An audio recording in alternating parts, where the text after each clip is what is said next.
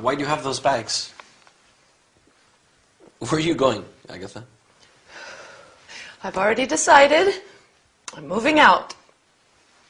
What? Now? You're leaving now? Where are you going? What? What has happened? Why are you moving out? I don't want to disturb anyone. I think Victor and I need to lead separate lives. Victor needs his freedom. I'm so upset. Not everyone has the same character. Elena, you're timid and shy. Victor's more reserved. Not everyone is sociable and outgoing like me. I'm too demanding. Now you're being dramatic. I don't fit in here. I'm leaving. I'm going to Betty's. Upset? Does it mean sad? Yes, a combination of sad and angry. Perhaps you didn't like the new furniture Victor bought while you were away. She said she liked the bookcase. Anyway, you're not moving out. Don't be ridiculous. Where will you leave?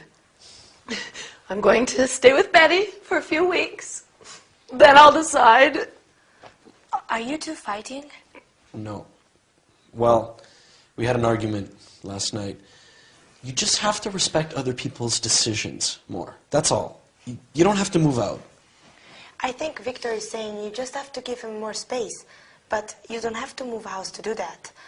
Agatha, it won't be the same without you here. It's just sometimes you're stubborn and selfish. But you're also very caring, loyal, generous, funny. Funny like fun. Humorous. I'm demanding and bossy too, right? Listen, you two. I think we all have to calm down. I don't understand all the words you're using, but insulting each other is not going to help. Victor, you have a lot to do, and I am sure you've been a little anxious recently. Sorry, Agatha. When I'm studying for exams, I become very nervous. This is an important time for me. See? Agatha, he's apologizing, and I'm sure he's going to be kind and understanding from now on.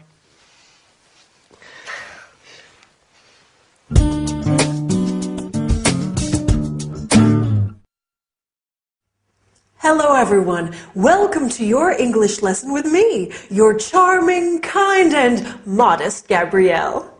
That is an important part of our lesson today, how to describe people's character and personality. That was the problem in our sitcom, wasn't it? Victor and Agatha's personalities are too different, and that makes for a very difficult living situation. So, as well as describing personality, we will also review the future tense, using will, going to, and the present continuous and the present simple, and study the expression have to in the future. Oh, I'm giving a party next Saturday. It's Dylan's birthday. Are you going to come? Sure, you'll love it. Right, first let's review the future tenses. Do you remember when we use the verb to be plus going to? That's right. We use it to talk about future plans and intentions. Like when Agatha says, I'm going to stay with Betty. We also use it to talk about predictions based on what we can see at that moment. For example, saying, I think it's going to rain when you can see storm clouds. And when do we use will? We use it with offers. I will help you carry your bag. Promises. I won't come home late. Predictions without evidence. You'll love the film. And instant decisions. I'll have a ham sandwich. Now, to talk about the future, we also use the present continuous when we want to talk about future arrangements. For example, if I say, I'm meeting my friends tonight, I am talking about something that I have arranged to do. He's flying to Rome tomorrow. We're playing volleyball in the morning. We can also use the present simple for fixed future arrangements. I start my Spanish course next week. It begins at 9 o'clock. Wow, there are a lot of ways to talk about the future. Can you remember them all? Don't worry, you will. That's a promise. If we want to say that someone has to do something in the future, we use the expression will have to. For example, if you want to speak English well, you will have to study hard. If I want to buy a new car, I will have to save lots of money. Will have to stays the same in all persons. So we can also say, if Dylan wants me to cook dinner, he will have to wash the dishes. Okay, for his birthday I'll do everything. Now, let's look at some ways that we can talk about character and personality. As I said before, I think I am charming, kind, and definitely modest. How about you? Are you timid and shy like Elena, or reserved like Victor? Or maybe you are like Agatha, sociable, loyal, and generous, but also stubborn, selfish, and demanding. My Dylan is such a sweet and caring man, but he can also be very moody at times. Lady Coco is loving and affectionate when she wants food, but she can be quite aggressive if I try to give her a bath. It's not easy being a mom. Speaking of which, I think it's bath time now for my little kitty cat. Wish me luck. See you next time. Bye.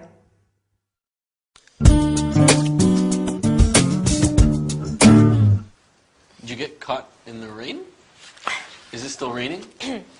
Well, I wasn't swimming in the Thames. The rain started while I was riding back from class. It's still raining now. Oh, this weather's terrible. Come and get warm.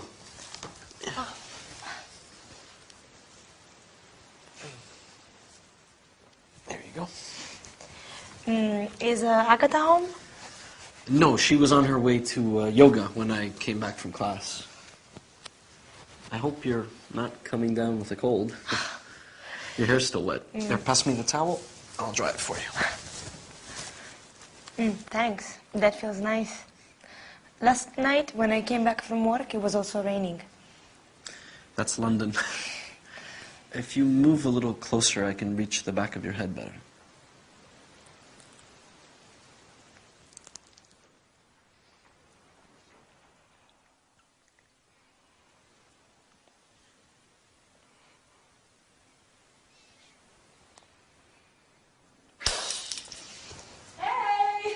It's just me. Are you okay? All's well. It's just the vase near the door, that's all. Oh. I have to make a phone call. I'll do it from the other room so I don't disturb you two there studying.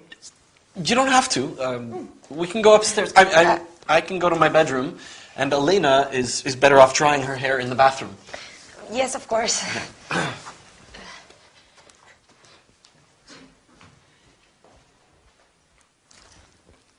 Oh, I have to tell Betty. I can't wait.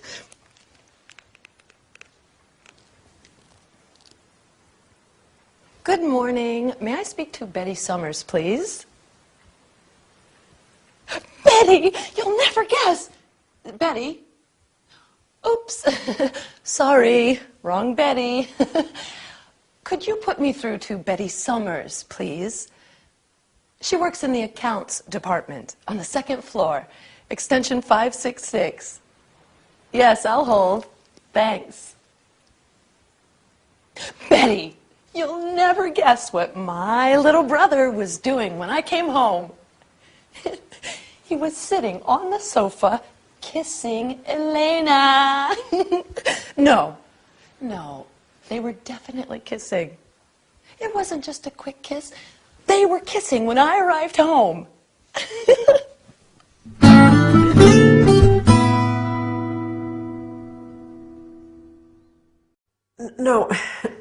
Oh, listen, Mom, I have to go. My lesson is starting. I'll call you back tonight. Bye. Sorry about that. My mom loves talking on the phone. It's sometimes difficult to get her to stop. Well, how about the sitcom today? It was getting pretty steamy on the sofa, wasn't it? Anyway, let's look at what we are going to study today. First, we will look at the past continuous. For example, I was walking. You were dancing. Then we will look at some prepositions of place and movement, such as in, on, at, and by. Then finally, we will learn some language used on the telephone. Okay? Let's get started. So, when poor Elena came in, she said that the rain started while she was riding back from class. This is an example of the past continuous. The verb to be in the past, so was or were, plus the verb in ing. I was cycling. You were speaking. She was studying. We use the past continuous to describe an action that was in progress in the past. We often use it with the past simple to describe a long action interrupted by another action. For example, I was walking down the street when I saw John. She was washing the car when it started to rain. We also use it to describe two past actions happening simultaneously. As Agatha said, he was sitting on the sofa kissing Elena, meaning he was sitting on the sofa and he was kissing Elena. I was cutting the vegetables while Dylan was pouring the wine. Do you see? Now, let's look at some prepositions of place and movement. Has anyone seen my bag?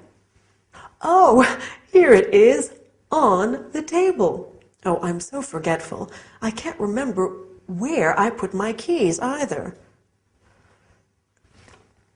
Oh, silly me. Here they are in my bag.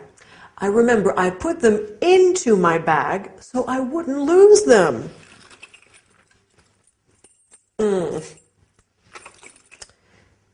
And my glasses? Where are they? Ah, they are in here too. I think I'll take them out of the bag so they don't get broken.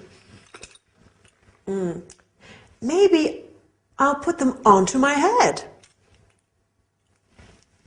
For safekeeping. That's better. Now, after the lesson, I'm meeting my friend Jade for coffee.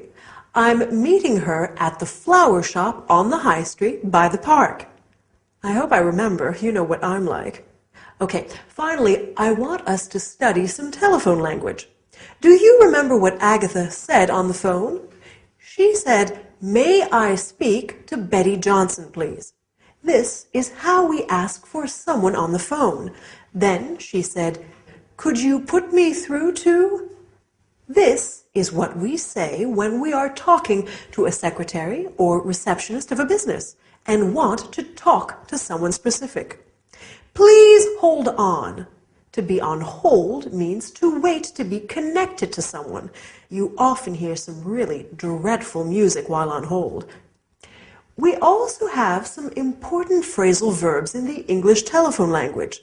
To pick up is to answer the phone, and to hang up is to end the call. Okay? So now you know how to have a phone conversation in English. Good work. Well, that's all for today.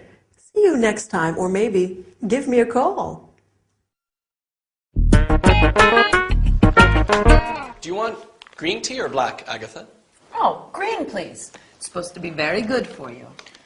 You've never had green tea before, Agatha. You said it tastes bitter. Are you starting a new diet? No, I just think I need to be a little healthier. When I was a young girl, I loved watching Mother make afternoon tea. Her grandmother taught her how to make a proper pot of tea. When we were children, Agatha and Betty would help Mom make her special jam drop biscuits. Oh, what are jam drop biscuits? They're biscuits, which you push your thumb into to leave a little hole to put the delicious homemade strawberry jam into. Dad and I love them. Our cousins always had apple cakes with their tea, but jam drops were our favorite. Although Aunt Mary has always made marvelous jams. This tea is good. Mom sent it from Manchester. That's where our grandmother's from. She goes often to visit relatives and old school friends. Oh, where are you two from originally? Well, Mom's family is from Manchester, and Dad's from the U.S. We spent our school years living with our dad's family in Arizona until he was transferred here with work. Then we lived in a flat in Flagstaff, and we used to visit our grandmother. Oh. On the farm, in the country. Okay, guys, I have something to tell you. I've just been to the doctor's and... Oh, is everything okay? You have been ill a lot recently. Have you taken those vitamin pills I left on the table? Victor, I'm pregnant. How long have you known? Have you told Harold? I've just spoken to him, although he's suspected for weeks. His transfer has just come through, and he's coming back to London for good. That's fantastic news. I wonder who that is. I'll go.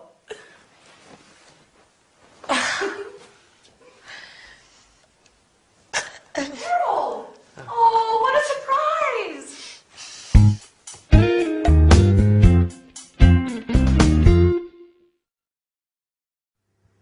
Hi there! Big news for our friends in the sitcom today. No wonder Agatha is being so careful with her diet lately. And that's great news about Harold coming back, isn't it? Anyway, on with today's lesson. We're going to study the present perfect. For example, I have lived here for 2 years. Then we are going to look at questions and expressions with the word like. I like tea. I would like some carrot cake. Do you remember what Lady Coco is like? Here she is. I'm sure you like her. Finally, we will look at how to describe your childhood. I'm curious. Are you ready? Let's get started. So, in the sitcom today, Elena said, "You've never had green tea before." This is an example of the present perfect. We make the present perfect with the verb have plus the past participle of the verb.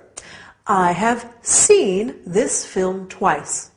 We use the present perfect to talk about experiences in our lives when the time is not really important. I have been to India. I have been to South Africa. I've been to France, for example. We can also use it to describe an action that started in the past and continues up to now. He has lived here since 1999. It means he's still living here. I've been singing since I was a child, and I keep doing it now. Another use of the present perfect is to describe an action that happened in the past that has a result in the present, an influence on it. Have you done your homework? Yes, I have. So you can go out now. Agatha said, I've just spoken to him, and now he knows everything. We use the word just when the action happened very recently. You have just learned how to use the present perfect. Well done. Now, let's look at the word like.